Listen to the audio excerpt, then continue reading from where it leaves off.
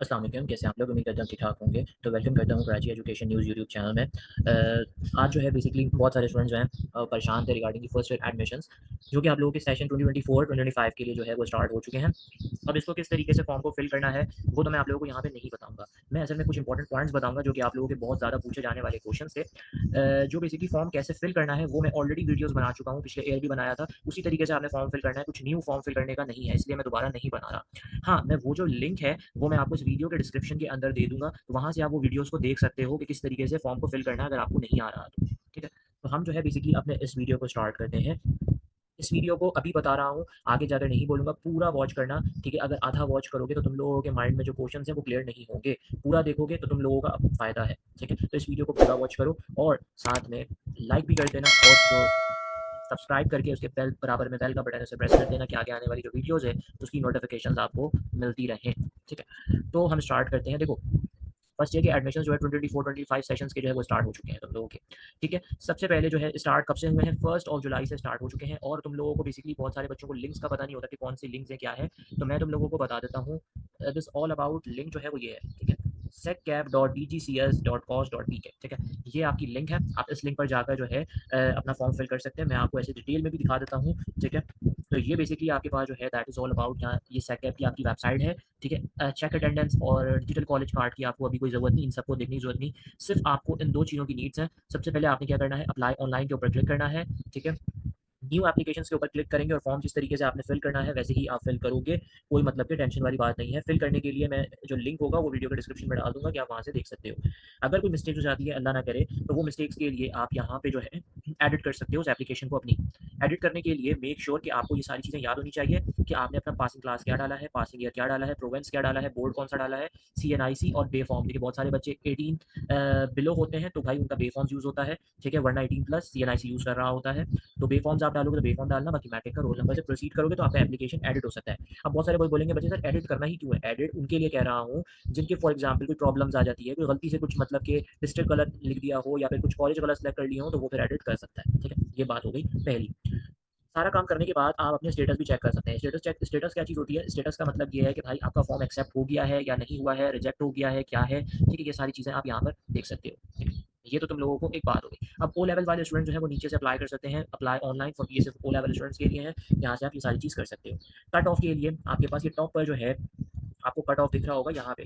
Cut off क्या चीज़ होती है? कट ऑफ का मतलब ये होता है कि जो स्टूडेंट्स जिस बेस के ऊपर एडमिशन लेंगे वो एक कॉलेज अपना जो है मार्क्स जारी करता है, कट ऑफ मार्क्स, ठीक है? अभी यहाँ पे 2024-2025 के कट ऑफ्स नहीं रिलीज़ करे हैं, वो रिलीज़ तब होंगे जब बेसिकली आपका रिजल्ट आएगा तभी रिलीज़ होंगे। अब आप ये सोच रहे होंगे सर अभी हम जो अप्लाई कर रहे हैं वो कौन से कट ऑफ मार्क्स को देखकर अप्लाई करना है? तो वो आपने 2023-2024 के कट ऑफ के मार्क्स को देखकर जो है वो अप्लाई करना है, ठीक है? जो भी 2023-2024 के कट ऑफ मार्क्स हैं वो आपको सारे इस पीडीएफ के अंदर मिल जाएँगे, आप यहाँ से देखकर जो है कट ऑफ को देख सकते हैं, ठीक है? इतना समझ में आ गया? आगे चलते हैं।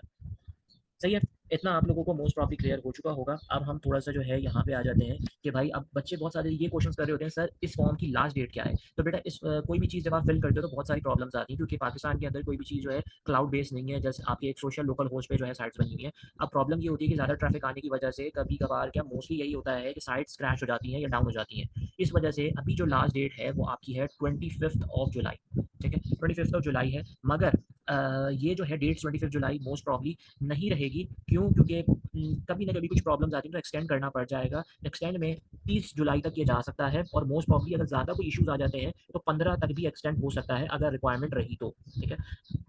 वैसे 30 तक जाने के चांसेस हैं अगर गया तो। सही है। उसके बाद जो सेकंड ईयर स्टूडेंट्स हैं, जिनके बेसिकली क्लासेस हैं, सेकंड ईयर की क्लासेस जो है आपको पता है 1 अगस्त से स्टार्ट हो जाएँगी। फर्स्ट ईयर के जो न्यू बच्चे हैं, उनकी क्लासेस जो है अभी तक जो कहा गया हुआ है, वो 6 अगस्त को कहा गया हुआ है कि 6 अगस्त को क्लासेस जो है वो स्टार्ट हो जाएँगी, न्यू बैच 2024-25 का। But it's not confirm yet क्योंकि चीज़ें चेंज होती रहती हैं। अगर फॉर एग्जांपल्स आपकी डेट एक्सटेंड होती है, तो डेट एक्सटेंड होगी तो रिजल्ट भी डिलेड होगा, क्लेम्स होंगे, तो अप्रॉक्स ये मान लीजिए अगस्त के मिड तक में और अगस्त के एंड तक में जो है आपके कॉलेज स्टार्ट होंगे। अब इसका मतलब ये है कि 15 से लेकर 25 तक के अंदर-अंदर आपके कॉलेजेस जो हैं फर्स्ट ईयर के 2024-25 बैच जो है वो स्टार्ट होगा। इतना समझ में आ गया? अब कुछ बात कर लेते हैं कॉलेज ज़ोन सिस्टम से रिलेटेड। अब ये क्या चीज़ है भाई? देखो यार पिछले साल जो है वो क्या हुआ था मैं तुम लोगों को डिटेल बता देता हूँ।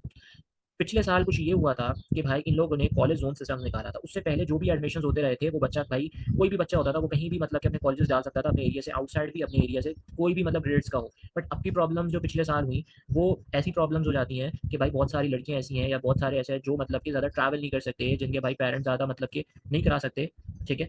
तो वो फिर उनके लिए एक कॉलेज ज़ोन सिस्टम जो है वो पिछले साल से लाए गए। अब उसमें क्या होता है कि अगर आपका बेसिकली जो है आपने अपने करीबी जो ज़ोन है, आपकी जो डिस्ट्रिक्ट्स हैं, उन्हीं के अंदर-अंदर कॉलेजेस को, अपने नियरेस्ट कॉलेजेस को जो है डालना है अपने सेकैप के अंदर और वहीं आपका एडमिशन हो, जिससे आपका जो है टाइम भी बचेगा ट्रैवलिंग का और प्लस आपके लिए आसानी भी होगी।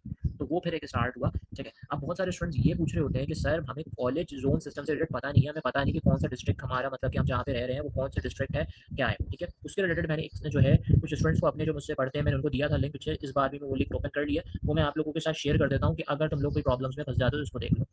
ये कराची के डिस्ट्रिक्ट्स हैं। यहाँ पे जैसे फॉर एग्जांपल अगर तुम नाज़िमाबाद में रहते हो, तुम्हारा कराची सेंट्रल है, ठीक है? तो ये सारे जो नेम्स हैं, ये तुम्हारा जो डिस्ट्रिक्ट होगा वो कराची सेंट्रल होगा। अब ये कहाँ पे भी फ़ायदा होगा, ये तुम्हारे फ़ायदा भाई तुम्हारे जो फॉर्म फिल कर रहे होगे वहाँ पे भी ये फ़ायदा होगा, क्योंकि बहुत सारे लोगों को ज़ोन्स और डिस्ट्रिक्ट का पता नहीं है। तो वो बेसिकली इसको देखकर जो है फॉर्म फिल कर सकते हैं। यहीं पे कन्फ्यूजन होती है फॉर्म में। ये आप जैसे कि आप यहाँ रहते हो नाज़िमाबाद में, तो बहुत से को जो है डिस्ट्रिक्ट का आइडिया नहीं है और डिस्ट्रिक्ट आपका कराची सेंट्रल है। इसी तरीके से आपको सारे मतलब कि इंशाल्लाह यहाँ पर मिल जाएँगे कि कौन सा है। अगर आप फिरोज़ाबाद या गुलशन इकबाल गुलज़ार एजरीन में रहते हो तो आपका कराची ईस्ट है। इस तरीके से मतलब कि जो है आपका इधर मिल जाएगा। इसकी भी बेसिकली लिंक जो है वो मैं वीडियो के डिस्क्रिप्शन के अंदर डाल दूँगा। वहाँ से जाकर ये लिंक जो है तुम लोग अपने पास रख सकते हो कि जब भी तुम लोग फॉर्म को अपने फिल कर रहे हो, तो सुकून से माइंड पे ये लिंक भी खोल लो कि तुम लोग जब फॉर्म फिल करते-करते तुम्हारा डिस्ट्रिक्ट आया तो तुम्हें पता हो। वरना देख लेना एक दफ़ा, तुम्हें आइडिया हो जाएगा। ठीक है? इतना समझ में आ गया?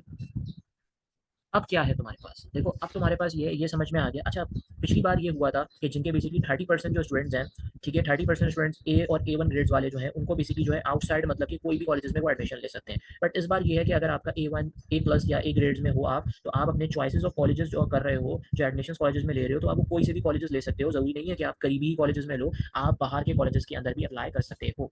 ठीक है?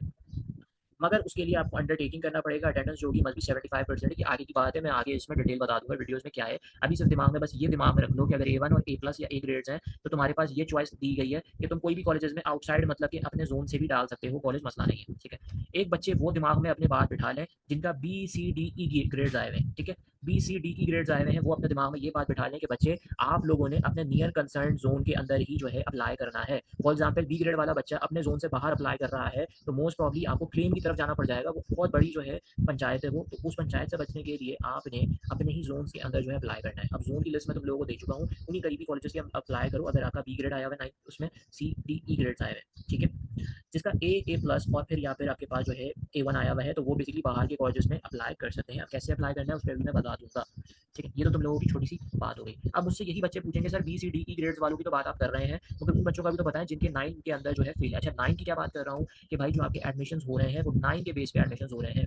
देखिए बहुत सारे स्टूडेंट्स ये परेशान होते हैं और मुझसे यही क्वेश्चन करते हैं कि सर हम मैट्रिक एग्जामिनेशंस क्यों दे रहे हैं जब हमारा बेसिकली जो है 9 के बेस पे हो रहा है। तो देखो यार ये अभी का थोड़ा-सा जो है क्योंकि ये कोविड के बाद से थोड़ा-सा मामला एग्जामिनेशंस के टाइम ये थोड़ी-सी चेंजेस हो गई। अब आप लोगों के एग्जामिनेशन काफ़ी लेट होते हैं, ठीक है? तो उस वजह से क्या होता है कि पेपर चेकिंग अदर मामलात के अंदर बहुत टाइम टेकन होता है, तो भाई ऑब्वियस सी बात नहीं छुट्टियों के अंदर ही जो है एडमिशन स्टार्ट होते हैं फर्स्ट ईयर वालों के। तो अब प्रॉब्लम ये होती है कि उनको फिर 9 के बेस पर लेना पड़ता है। मगर 2025 से बहुत सारी चेंजेस आ रही हैं आपके एग्जामिनेशंस के अंदर, आपके बेसिकली जो है पेपर कंडक्टिंग के अंदर बहुत सारी चीज़ें चेंजेस आ रही हैं। उसके लिए फर्दर अलग वीडियोज़ बनाऊँगा मैं। बट इतना बता दूँ कि उस टाइम पे मोस्ट ऑफ द एग्जामिनेशंस के टाइम को जो है आपका थोड़ा-सा जो है कंसाइज़ करके, कम करके जो है पहले लेकर आ जाया जाए कि आपके बेसिकली एडमिशंस इंशाल्लाह अगले साल से मैट्रिक बेस पर ही हों, ठीक है?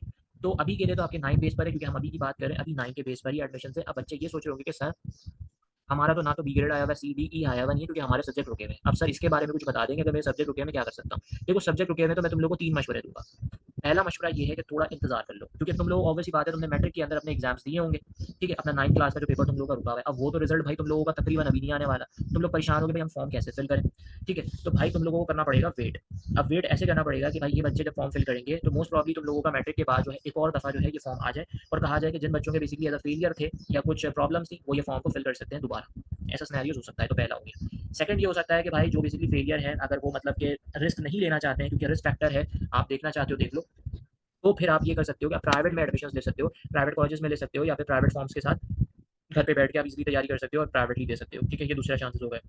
और थर्ड चांसेस यही है कि भाई सेकैप कम्युनिटी जो होती है, जो बेसिकली कमेटी बिठाते हैं और उसके बाद जब आपके सब कुछ हो जाता है ना, जब आपका रिजल्ट आ जाता है, क्लेम्स हो जाता है, तो क्लेम के बाद कुछ 20 से 25 कॉलेज आते हैं जो ओपन मेरिट के ऊपर एडमिशन दे रहे होते हैं। कॉलेज इतने खास नहीं होते, बट गवर्नमेंट में एडमिशन लेना पड़ता है एक नाम के तौर पे, ठीक है, क्योंकि आप प्राइवेट में जाओगे आपने पैसे देने पड़ेंगे, तो इसलिए बच्चे ले लेते हैं एडमिशन। वो कुछ 20-25 कॉलेज आते हैं जिनकी सीट जो है वो प्रॉपर्ली फिल नहीं होती, तो वहाँ पे फिर आप एडमिशन ले रहे होते हैं, तो मोस्ट प्रॉब्ली आप जो है उस टाइम पर वो ले सकते हैं, बट वो अभी नहीं आएगा। मोस्ट प्रॉब्ली रिजल्ट के बाद क्लेम्स होता है, क्लेम के बाद फिर वो आएगा। तो इस तरीके के आप जो है ये 3 सिनेरियोज हैं। दुआ यही है कि इंशाल्लाह आप लोगों के लिए भी कुछ आ जाए। मैंने आगे कंसर्न जो डिपार्टमेंट से बात की हुई है, जो भी हुआ मैं एक वीडियोस बना दूंगा, ठीक है। ये कुछ इंपॉर्टेंट आपका हो गया।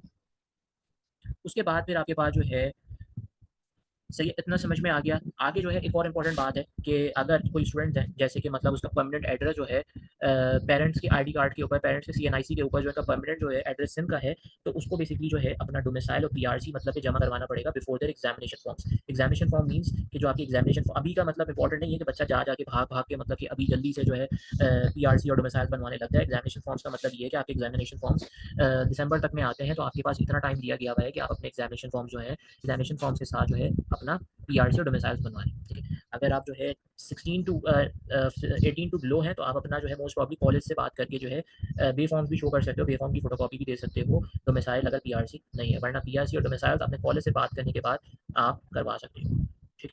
बनवाने का मैंने प्रोसीजर जो है वो बहुत आसान है। अपना जो है यूटिलिटी बिल्स लेके जाओ, अपने सारे सर्टिफिकेट्स लेके जाओ, जहाँ मैट्रिक और ये सारे जो सर्टिफिकेट्स होते हैं, और आप और बेसिकली जो है प्रोविजनल ऑपरेटर सर्टिफिकेट जो आपको स्कूल से मिला होगा वो लेकर जाओ, ठीक है। वहीं पर ही मतलब, और ये आपका होगा कहाँ पे, डीसी ऑफिस आपके होंगे, जो मैंने आपको जोन लिस्ट दिया है वहाँ पे डिस्ट्रिक्ट, जैसे आप डिस्ट्रिक्ट ईस्ट है, इंटरनेट पे जाकर लिखो डिस्ट्रिक्ट ईस्ट, ठीक है, डीसी ऑफिस, तो प्रॉपर मैप आ जाएगा, वहाँ विजिट कर लो, और वहाँ से आपको जो है एक अर्जेंट बेस पर और एक 15 दिन के बेस पर जो है आपका बन जाएगा ये, ठीक है। डोमिसाइल और पीआरसी दोनों साथ ही बनेगा, तो जाकर देख सकते हो। इतना डिटेल में तुम लोगों को दे सकता हूँ, ठीक है। तो ये कुछ छोटी सी बात है। बाकी रही बात अदर सिनेरियोज कि भाई सर एडमिशन हमने किस तरीके से फॉर्म में मतलब कि कॉलेजेस को डालने हैं, क्या है, एक छोटी सी बात समझा देता हूँ। बहुत सारे स्टूडेंट्स ये करते हैं कि भाई अगर उनके मार्क्स 400 हैं, उन्होंने देखा भाई ये अच्छा कॉलेज है, इसके नंबर मेरे नंबर से जो है 20 नंबर मतलब ज़्यादा 420 हैं, तो मैं भाई कर देता हूँ अप्लाई, मैं डाल देता हूँ। तो गलत कर रहे हो आप, मत करना ऐसी सिचुएशन। क्योंकि अगर आपने, और बहुत सारे स्टूडेंट ये करते हैं कि उनकी क्लोजिंग मतलब कि मतलब उनका जो है 400 मार्क्स आया, तो उन्होंने सारे कॉलेज जो 5 के कॉलेज के नाम दिए, उसको 400 से अब भी कॉलेज है, वो पूरा आपका जो है वो कोई भी कॉलेज में आपको डाल दिया जाएगा, फेंक दिया जाएगा, फिर आप क्लेम के चक्कर काटोगे, फिर ये प्रॉब्लम्स होगी।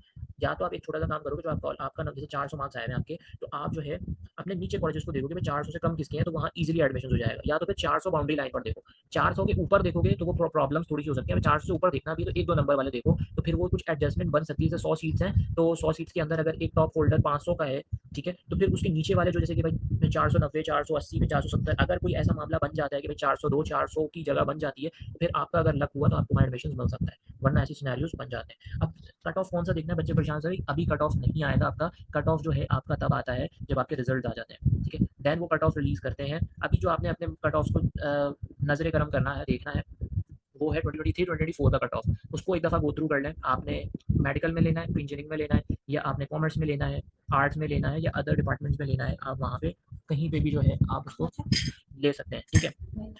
तो बाकी सिनेरियोज जो है वो फर्दर मैं फिर तुम लोगों को गाइड कर दूंगा आगे आते आते कि भाई तुम लोगों ने क्या करना है और क्या नहीं करना है। अभी के लिए बस इतना ही है, ठीक है, और इतने ही समझ जाओ तो तुम लोगों को ये प्रॉपर जो है पूरा समझ में आ जाएगा। इंशाल्लाह फिर जो है मैं नेक्स्ट वीडियो में हाजिर होऊंगा। तब तक दुआ में याद रखना। अल्लाह हाफिज़।